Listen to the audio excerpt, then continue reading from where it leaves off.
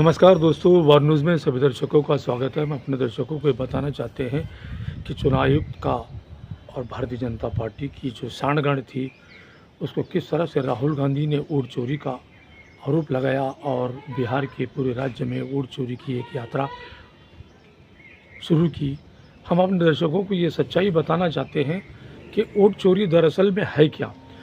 जिस तरह से चुनाव आयोग ने फर्जी वोटरों के नाम जिस तरह से वोटर लिस्ट में बनाई है, वो फर्जी वोटर 0-0 मकान के अंदर 50 से 60, 80, 100, 200 इसकी अनगिनत संख्या इस पते पर दिखाई गई है। दरअसल ये व्यक्ति वहाँ पे रहते नहीं हैं, लेकिन उनका जो रियल मकसद है, उनकी जो भावना है, चुनाव आयोग और भाजपा ने ये प्लान बनाया कि किस तरह से जितने वोटरों की संख्या वोटर लिस्ट में बनती है, उस आधार पे ये इलेक्ट्रॉनिक वोटिंग मशीन में वो सेटिंग कर दी जाएगी और उस सेटिंग के आधार पर जितने वोटर हैं उतने ही मार्जिन वोट से उस निर्वाचन क्षेत्र में बढ़ोतरी होगी और उनका प्रत्याशी आसानी से चुनाव जीत जाएगा। क्योंकि इतने लोगों को एक राज्य से दूसरे राज्य में लाना पॉसिबल नहीं है, ये हो नहीं सकता। लेकिन लोग इसकी हकीकत नहीं जानते कि जिस तरह से राहुल गांधी ने उन्हें डिजिटल डाटा मांगा है, चुनाव आयोग ने इनकार कर दिया। वीडियोग्राफी वोटरों की मांगी है, वो देने से इनकार कर दिया कि अगर वीडियोग्राफी अगर चुनाव आयोग तो राहुल गांधी को देता है तो इसमें स्पष्ट तौर पे आता है और 17 सी फॉर्म की टैली से इनका भांडा फूट जाता है।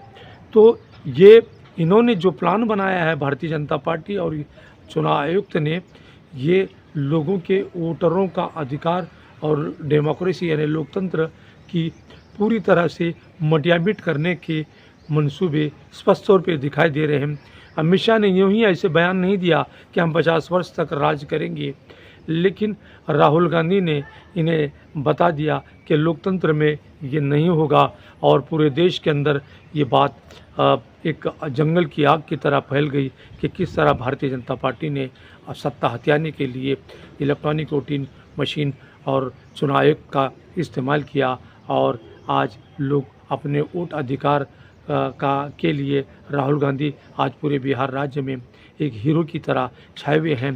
पूरे लोगों को, जिंदा लोग, मरे हुए लोगों को जो चुनाव आयोग बताया, वो जिंदा लोगों से मुलाकात की और हर कस्बे, हर गांव, हर खेत खलिहान में राहुल गांधी बिहार में पहुंच रहे हैं। भारत जोड़ो यात्रा में भी उन्होंने किया था।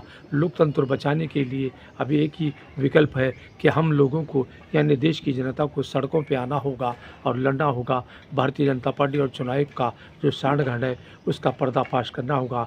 देखते रहिए वार न्यूज़ की ये रिपोर्ट। धन्यवाद।